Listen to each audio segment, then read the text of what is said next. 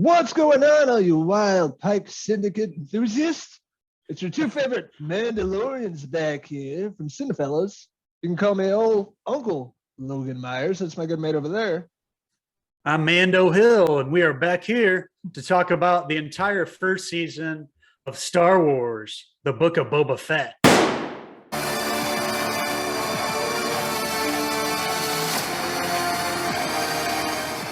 So we're both huge Star Wars fans. Been enjoying all the new content being put out on Disney Plus. Huge fans of The Mandalorian, and it's fun coming back to see the return of Boba Fett. He returned in The Mandalorian, a much older version. Kind of showed up with the cloak, and he had the staff, and we didn't have much backstory. He survived somehow from Return of the Jedi. And this brand new season, it really kind of goes off The Mandalorian where they left off. But yeah, with the ending of The Mandalorian, we saw Boba Fett and Fennec Shand, and he's sitting on the throne where Jabba the Hutt used to sit. And basically, Boba Fett wants to be like the big boss of Mos Espa, and it brings on a lot of familiar faces along the way. Yeah, we go back to the beginning of Boba Fett's story. Obviously it kicks off showing him at the end of Mandalorian, like we saw the teaser for the Book of Boba Fett when we first saw that. Post-credits at the end of the last season of The Mandalorian, we saw Boba Fett, taking over Jabba's throne. So this is going to be the story of him going around in this new territory here and trying to earn respect and deal with the remnants of Jabba's people coming after him. And so it was an epic first season. We saw a lot, but the very first part that we saw was a return where we saw Boba escape the Sarlacc pit. We saw exactly how it happened with the stomach acid and him able to basically cut through the Sarlacc and escape. He's covered in goo. He's pretty messed up because the stomach intestinal stuff is acidic and it's really burned his skin and everything. We see him without the costume, and he's sort of on his own. He's going to have to find a way to go survive. We saw Boba meet up with the Tusken Raiders, and they sort of took him in. We saw a lot of the Tusken Raiders. They've always been the side characters. In the original trilogy, we've only seen them come out in several scenes, when Luke and company runs into them back in Tatooine in the original trilogy. But yeah, they are front and center here in Boba's story. They sort of take in Boba, and he's able to survive with them and help them, their, targets out in Tatooine too. There's a big sequence with a train with, these other villains coming in and trying to take them out. And of course, Boba is able to help them and gain their trust. That he really forms like a family bond with the Tusken Raiders, which is pretty cool to see. More of a backstory, the Tusken Raiders, because you're not really sure what you think about them. They're bad guys or whatever. We get more of the story with that and how he has his friendship with them and how he gets the staff that they make it with the Tusken Raiders. And it really sets up a cool episode too. I think it was one of the first few ones with the train scene doing the Tusken Raiders. A lot of cool action, and CGI like throughout the show is really incredible. Really believable, much better than the new Star Wars movies. And you see more of a human side to Boba Fett. From the original trilogy, he's kind of a villain. He's only in the movies for 6 minutes, so we don't get much. But he's a crowd favorite. We love this bounty hunter. Growing up, watching that and just loving this character, and it's really great seeing that. And you see this character now, an older survivor, and living with the Tusken Raiders, and it's really interesting to see an older version of Boba Fett and having more of a human side. And it's a little clunky towards the middle with more of his story. I don't know, they kind of ran out of the momentum, and then eventually bringing in some other familiar characters from a lot of Clone Wars, other movies, TV shows, and stuff like that. And that's probably one of the better parts of the series. Without spoiling too much, yes, we see a lot of familiar faces from The Mandalorian. Of course, we see some characters come over from there. We see some, from outside of the live action stuff too, which was cool to see. But yeah, really, this is Boba's story. We see his backstory. When he goes into his bacta tank, basically, he goes, basically to sleep, and we see through his mind. That's how they show the flashbacks of his backstory. So it's nice to learn more about him. He's this minor character in the original trilogy, but he has this big, the fans love Boba Fett, just how he looks with the armor and everything. And now we get, an actor and a character formed through this Disney Plus series that really fleshes out the character and establishes him as a badass character moving forward. Towards the middle of the season, there's a total of 7 episodes in the Book of Boba Fett. But yeah, towards the middle of the season, you're in for a big shock once you get to episode 5, I believe it is. They really turn things around, and we see a different character come in and sort of take over for a couple episodes. And through that, we see two really awesome episodes at the end of the season, 6 and 7, I guess it was. But the last 2 episodes are basically about Boba having to gather the troops and get as many friends as he can on his side, because the Pike Syndicate are the major villains in this story. They have, they're getting this spice that runs through, these towns, Mos Eisley and throughout Tatooine. So they have to go against the Pike Syndicate. So he has to get everybody from this universe that he can, and it really expands the whole universe. Like we're focusing on Boba in the beginning in Tatooine specifically, but the universe really expands in the last 2 episodes, and it all leads to this big, huge battle in the very last episode.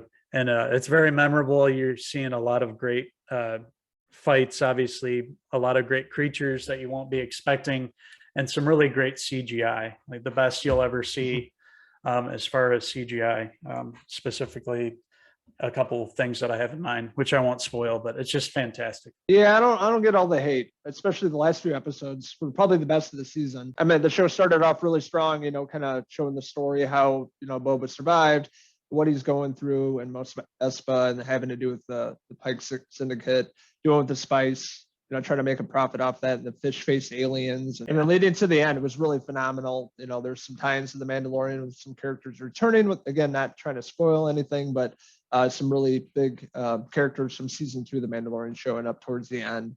And some really great CGI, as you were saying, especially for this one character that looked exactly like, from the original film. And then leading up to the final episode, which I watched last night and had an absolute blast with it. It was an hour long, full of action the entire time, never lets you go. The best CGI you'll see, in a series. Also tie-ins to Jedi Fallen Order video game. The last 2 episodes, some creatures that show up, which is really excellent. I was really excited about that. We know if we see characters like that from Fallen Order, that we're getting that much closer to seeing a live action version, which is something that we both can't wait for, especially with the sequel game coming out this year. Probably a trailer dropping on Star Wars Day, I'm going to imagine, and hopefully later in the fall, part 2 will be out, Fallen Order. We're still waiting for characters like that, but what these shows from Dave Filoni and Jon Favreau have given us is the ultimate fan service. Everything that you've ever wanted to see, things that you didn't even know you wanted to see, they're giving us. They're giving us characters from the whole universe, not just the 3, original Star Wars films, but from the expanded universe, the Clone Wars. They're taking all the mythology that George Lucas originally created, and spreading it out over these stories on Disney Plus and these limited series here, Book of Boba Fett, 7 episodes. But they're really giving us these long, drawn out stories that you couldn't get in just a 2-hour movie. We're getting the saga here. We're getting episodic Star Wars television for the first time, and they've really delivered. And the Book of Boba Fett keeps that momentum going. Of course, it's not perfect. There's issues that I have with it. Why did we stray away from Boba Fett in the middle of his story? Well, I know why, having seen it, but it just came out of nowhere, kind of. There were several moments like that. Minor complaints. Big fans don't like that he takes his helmet off so much. I don't care about that stuff. That's fine. Just give me a good story, some great visuals, some heart to the thing, and you got a winner. And the Book of Boba Fett was a winner for me. It really gave us everything that we wanted to see from this character. It showed us what happened before, how he escaped, his mindset, why he wants to take over for Jabba, how he sort of is going to rule, how he forms relationships with people and deals with them and works with them. And we're seeing these introductions of these great villains coming over to this show too. So I just had an absolute blast with this first season of the Book of Boba Fett. I'd have to say that I like the Mandalorian a little more, but the Book of Boba Fett's excellent as well. With him being one of my favorite Star Wars characters, him having his own show I mean, what more could we want? I was really excited for this. I had a really great time with it overall. A few episodes I had issues with, and there's no transition from him to, dealing with the Mandalorian. It was kind of weird, but the placement of the episodes especially. But those are some minor complaints. Had a great time with this character, seeing an older version, how he got out of the Sarlacc pit. Reintroducing a bunch of old characters, new characters from all over the Star Wars universe, the Clone Wars to the comics. One especially from 2015. A lot of characters that we've grown to love over the years. So Dave Filoni, Jon Favreau, always knocking it out of the park. In Star Wars universe. I want them to continue writing, directing, running these different series, and it really makes me excited to be a Star Wars fan again. We've been having some lackluster films on the big screen, and it's good they're rejuvenating this universe and bringing us some really great stories and great characters. But with that being said, I had a really great time in the first season of the Book of Boba Fett. I want to see another season of this. And this is definitely one I would want to pick up on 4K Steelbook for my own collection. So Disney, put that out. So I'm going to give the Book of Boba Fett that was on Disney Plus a 4 out of 5 Boba Fett hair pieces. Star Wars, the Book of Boba Fett, it's completed. What did you guys think of the first season? I am going to give Star Wars, the Book of Boba Fett, a 4 out of 5 Jabba the Hutt hair pieces. So we want to hear from all you Tusken Raiders out there. What did you like about the Book of Boba Fett? What didn't you like?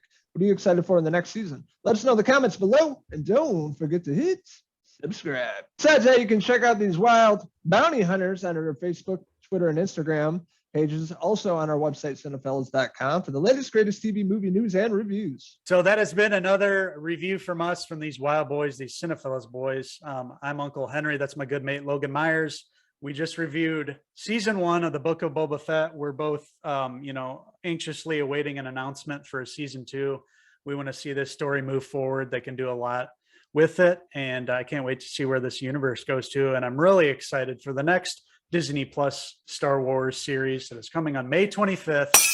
Obi-Wan Kenobi. We're going to see Ewan McGregor step back into the role and show us some more story, to see some of those characters return from those movies. Hope to see Mace Windu return. We are going to see Hayden Christensen return as Anakin. I'm excited for that. So that's going to be awesome, and I'm sure there's going to be plenty of surprises in store for us through that, and I can't wait. That is it from us. Thank you guys for tuning in. Drop a comment. Let us know how you thought about this series. Let us know if you guys, were more critical than we were. Maybe you're, a huge Star Wars fan and you nitpicked everything and you found things that you didn't like. Was the change in the story really shocking for you guys?